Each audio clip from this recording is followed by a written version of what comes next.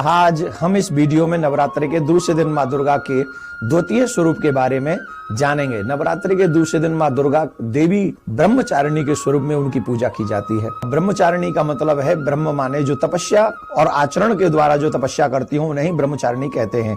उनके दाहिने हाथ में जपमाला है और बाएं हाथ में कमंडल है। माँ ब्रह्मचारिणी का आभा मंडल शीतलता और ऊर्जा से भरा हुआ है।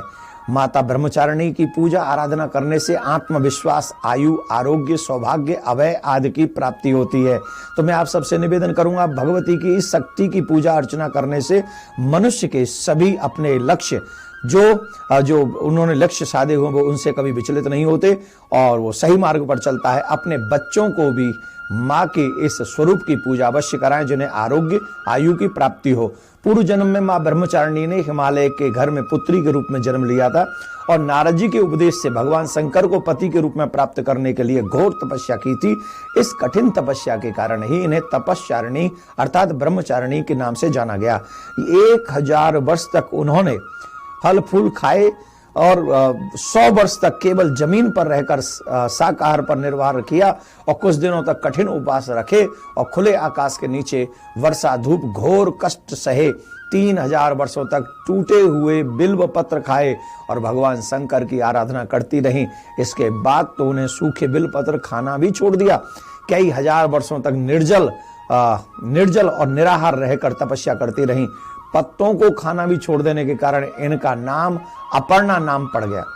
कठिन तपस्या के कारण देवी का शरीर एकदम क्षीण हो गया। माँ ने तब तक तप समाप्त नहीं किया जब तक स्वयं शिव जी ने उन्हें साक्षात दर्शन नहीं दिए। उनसे आशीर्वाद मिलने के उपरांत ही माँ ने अपने घर की ओर प्रस्थान किया।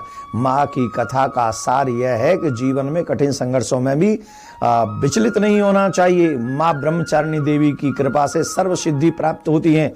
नवरात्रि के दूसरे दिन माँ भगवती को चीनी गुड़ शक्कर का भोग लगाकर विधान है उसे भोग लगाना चाहिए। ऐसा विश्वास है कि चीनी के भोग से उपासक को लंबी आयु प्राप्त होती है और वह निरोगी रहता है। नवरात्रि के दूसरे दिन पीले रंग के वस्त्र पहनकर पूजा अर्चना करनी चाहिए क्योंकि माता ब्रह्मचारिणी को पीला रंग बहुत प्रिय है।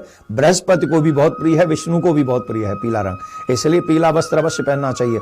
साथ ही माता को पीले रंग के वस्त्र, पीले रंग के फूल आदि अवश्य माँ को अर्पित करें। आप सभी को मेरा प्यार भरा राधे राधे।